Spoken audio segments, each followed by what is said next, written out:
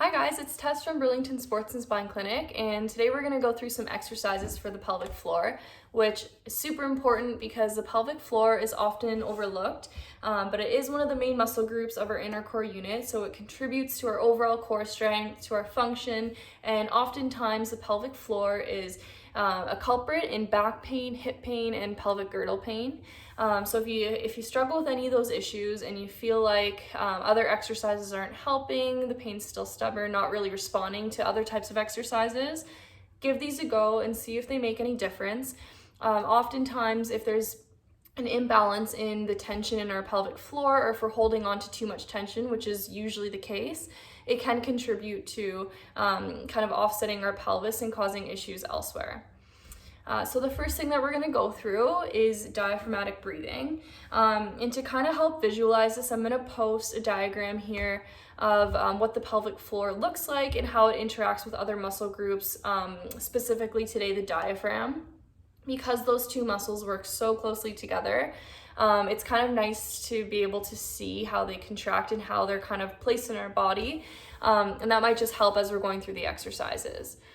So for diaphragmatic breathing, it's really just a practice of activating the diaphragm correctly when we breathe, which is super important because a lot of the time what we tend to do is overactivate what we would call accessory muscles. So some of the muscles in our neck and chest.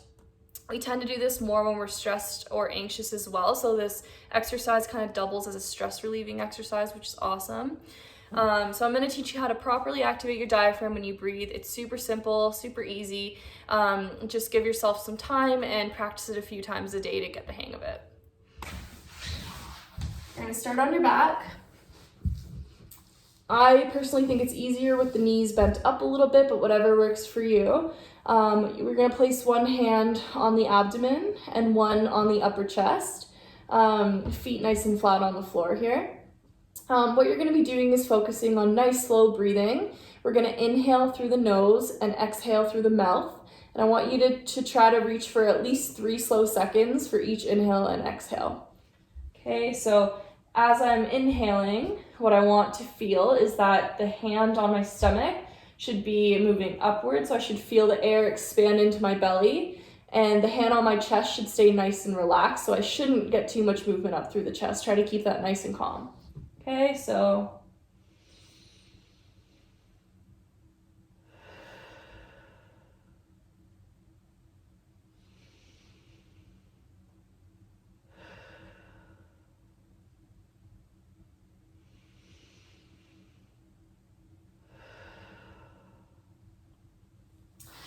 I would start with 3 slow breaths. Again, 3 seconds for the inhale, 3 seconds for the exhale, feeling for that excursion of the bottom hand and not so much the top. And then I would rest for a little bit in the same position. Just take a couple normal kind of shallower breaths, just so that we don't hyperventilate and cause ourselves to feel dizzy. Relax there for a minute and then repeat that cycle 3 to 5 times in one setting. And then you can do that a couple times, maybe 2 to 3 times a day. The next exercise we're going to do is a pelvic symmetry sequence. There are several different variations of this exercise. It was originally designed by Cecile Rost and Sinead Dufour. It's a really great exercise for evening out any imbalances around the pelvis and helping to relieve any tension in the pelvic floor. So for this exercise, you're also going to start on your back like the diaphragmatic breathing. So I'm going to go ahead and demonstrate this. Start lying on your back. You want your feet about hip width apart, nice and relaxed. We're going to start by allowing the knees to just fall out to the sides in this butterfly position.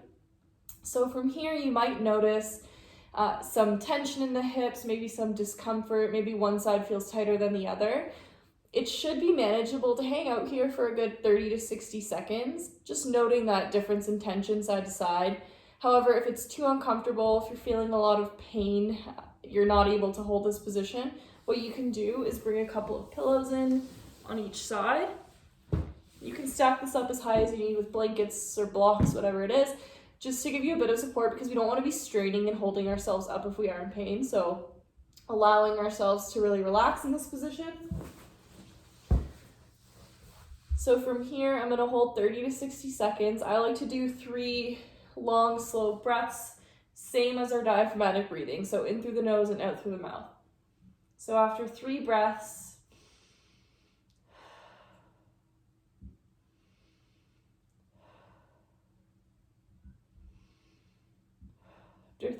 I'm going to bring my hips up. So I'm going to do that by contracting the glutes, staying in my butterfly position, and I'm going to do this as I exhale.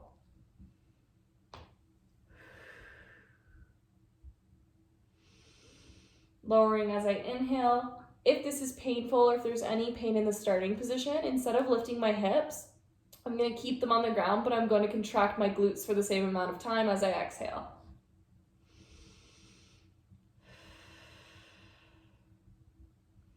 That's what that would look like. So I'll do my last lift here. Next, I'm going to bring my knees together. Again, feet are about hip width. And during my exhale this time, I'm going to squeeze my knees together to activate my inner thighs.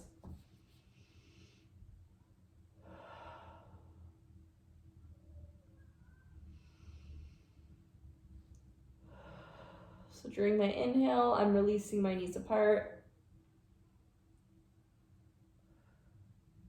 Again, for a total of 3 repetitions. The last part of the sequence is going to be a glute bridge. So I can have my hands on the ground for a little bit of stability. And during my exhale, I'm going to contract my glutes to lift my hips off the floor.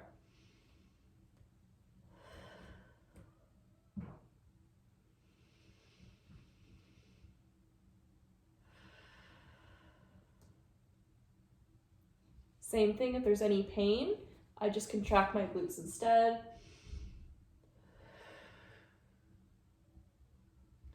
So that's 1 time through the sequence. What we're going to do now is go back to the starting position. And from here, I'm going to note any differences from the first time I was in this position. So personally, the first time I felt a lot more tension through my right hip. This time, now that I've gone through the sequence once, I feel a little bit less tension. So what I would do is the exact same thing. So 3 slow breaths, 3 glute bridges, obviously slower and to the timing of my inhale and exhale. 3 knee pressing together, and then 3 of the glute bridges, and then back to the beginning again. I'd recommend that you start with 3 rounds of this, taking your time, going nice and slow. Every time you're in that starting butterfly position, taking note of the tension. Does anything feel better, a little bit more symmetrical as you go? That's the goal. So as we go on, we want to feel like things are starting to even out, like the tension is releasing. Again, start with 3, but do as many as you like, whatever feels good. That's it for the pelvic floor exercises for today. Hopefully you guys will give them a try and find some relief with them as well. If you have any questions about them, please don't hesitate to leave a comment below. Hope everyone is staying safe and healthy.